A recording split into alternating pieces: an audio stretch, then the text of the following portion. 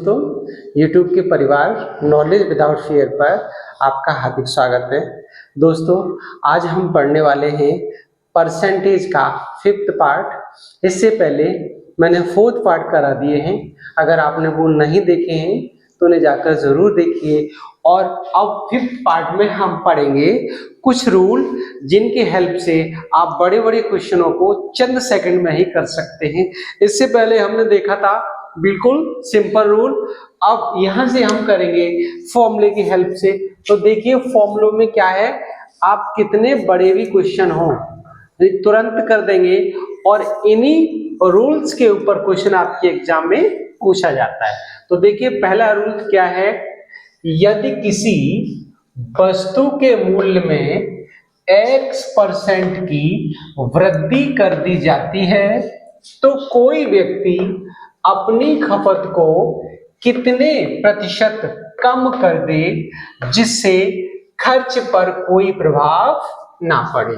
तो इस तरह के क्वेश्चन मिलेंगे हमें क्या करना है, सिर्फ एक फॉर्मूले का यूज करना है कि खपत में प्रतिशत वृद्धि ऑब्लिक कमी इक्वल X/100 + X × 100।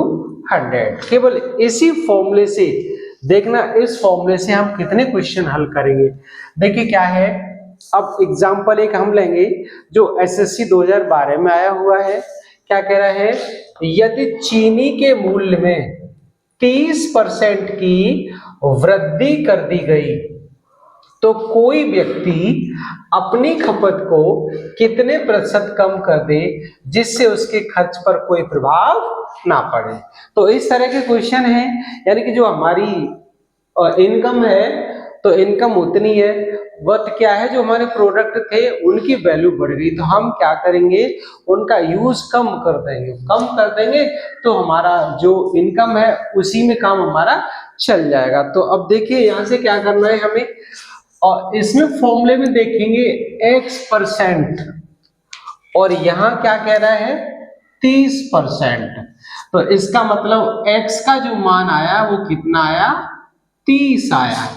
अब क्या करना है, फॉर्मूला लगाना है। तो क्या कर देंगे यहाँ से, प्रतिशत वृद्धि ऑब्लिक कमी क्या हो जाएगी दोस्तों, X मतलब 30/100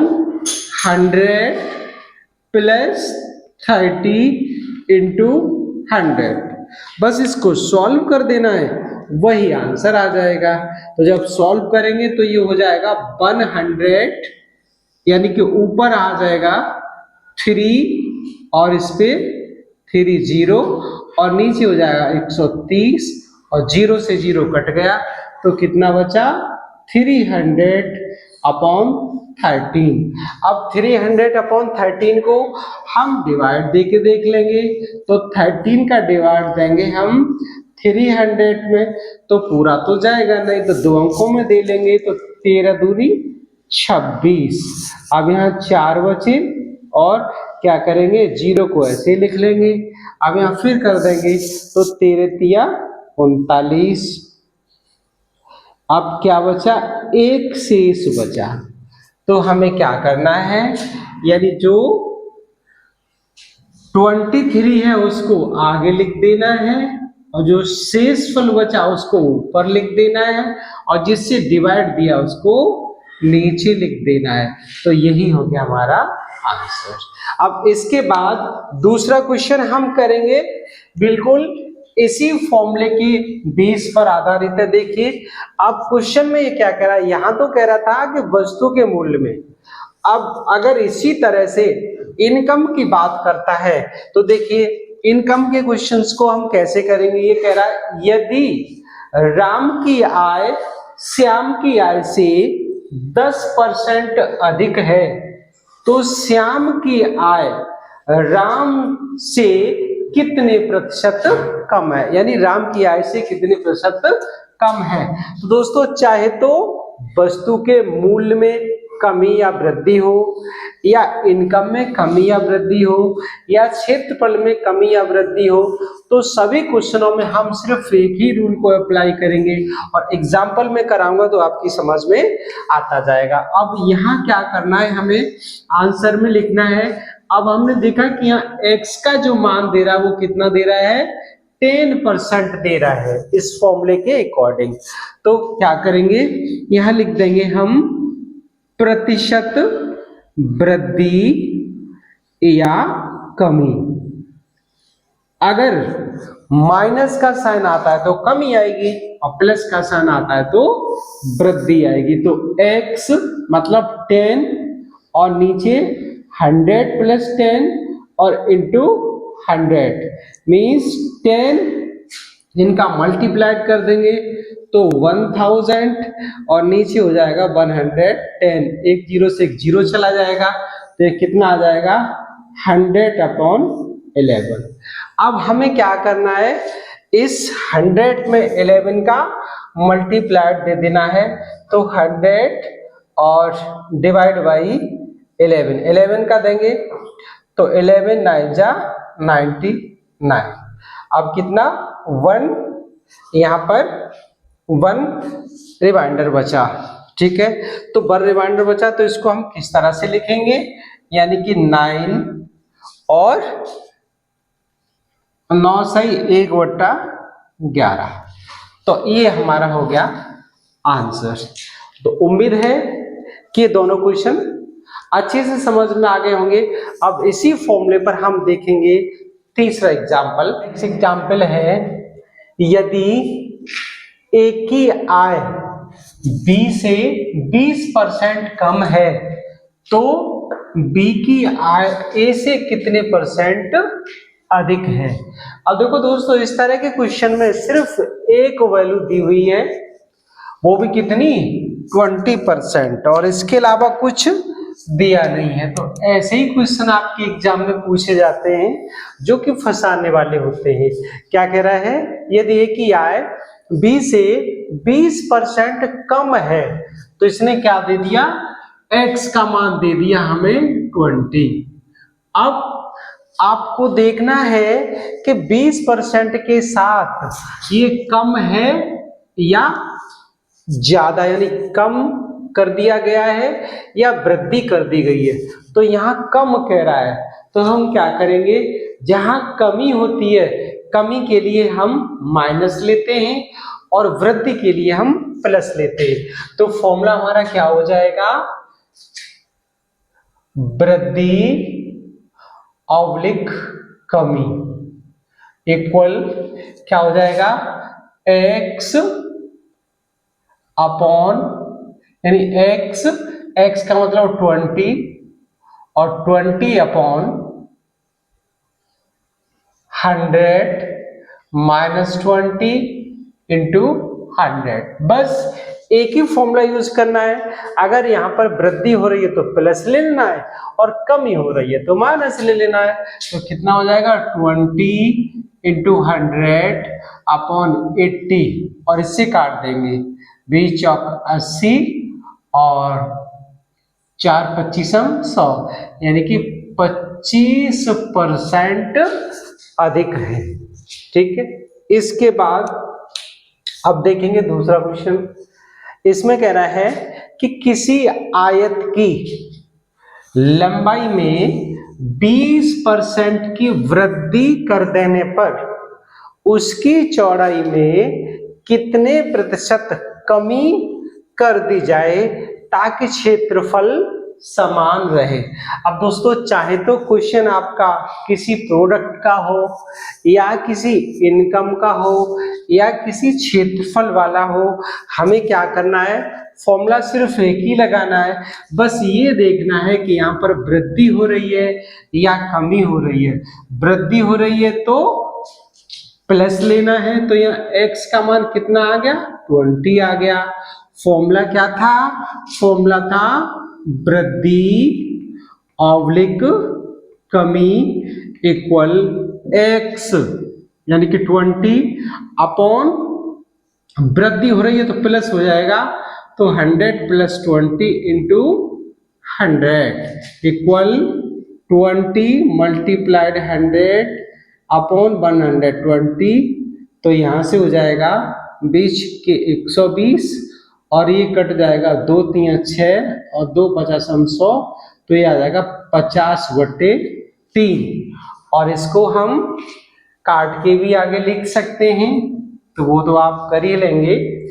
अब इसके बाद हम बात करेंगे नेक्स्ट क्वेश्चन की। इसमें कह रहा है कि किसी आयत की चौड़ाई में 25% कमी कर दी जाए।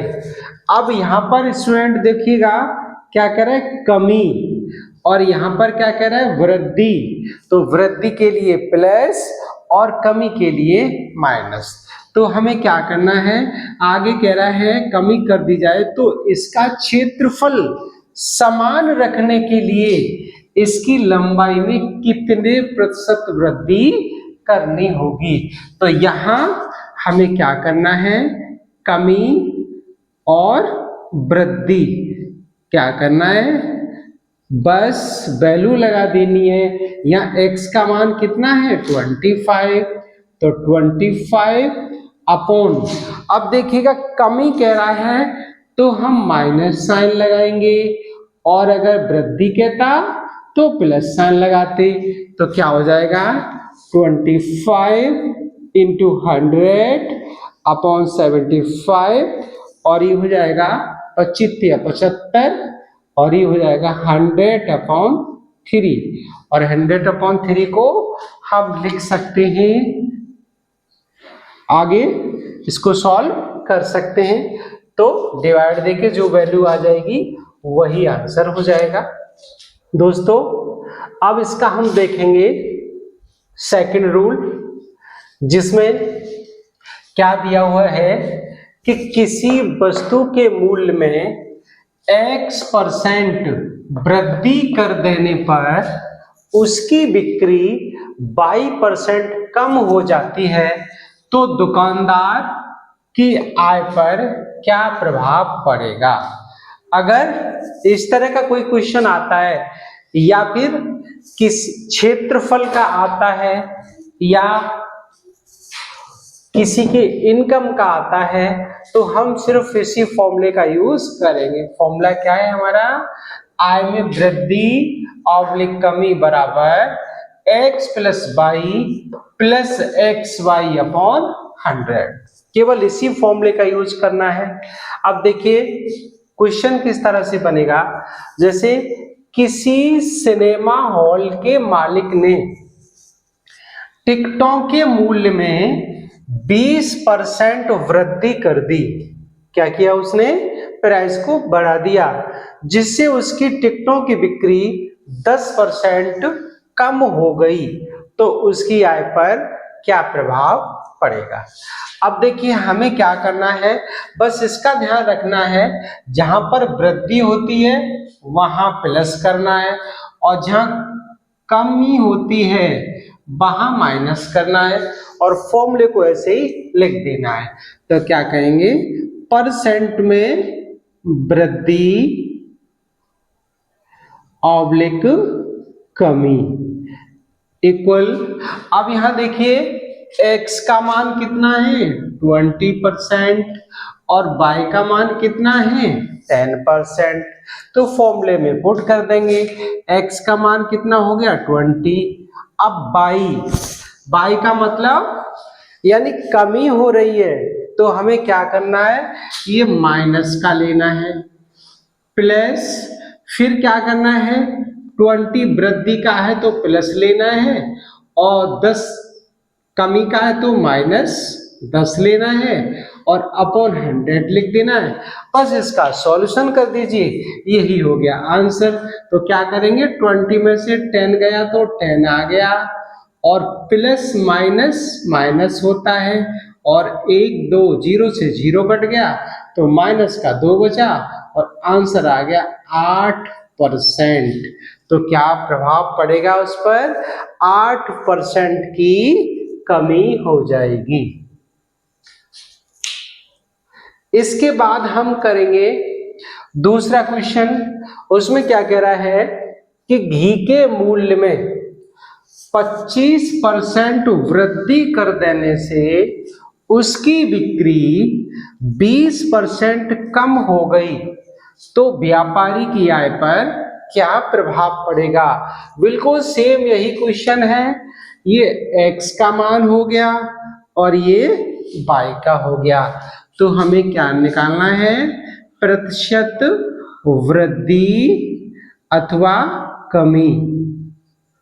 तो अगर माइनस में वैल्यू आ रही है तो कमी हो जाएगी और प्लस में वैल्यू आ रही है तो वृद्धि हो जाएगी। अब यहां से देखेंगे हम क्या करेंगे, 25% यानी x का मान कितना है 25% और y का कितना है 20% कम, तो इसको माइनस का लेंगे।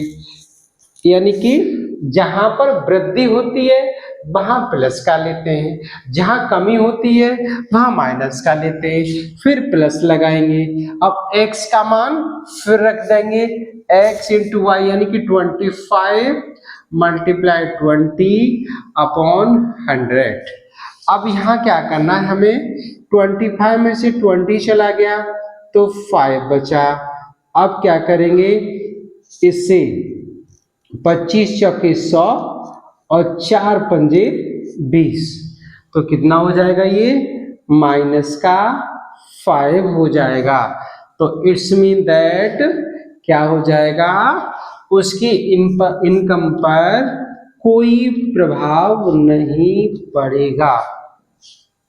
इसके बाद दोस्तों, तो ये तो हो गए आपका 5th पार्ट। इसके बाद नेक्स्ट रूल मैं लेके आऊंगा 6 पार्ट में, तो कंटिन्यूटी बनाए रखिए और वीडियो को लाइक और दोस्तों में शेयर करते रहिएगा ताकि हम आपके लिए नए से नए वीडियो बना करके ला सकें। जय हिंद।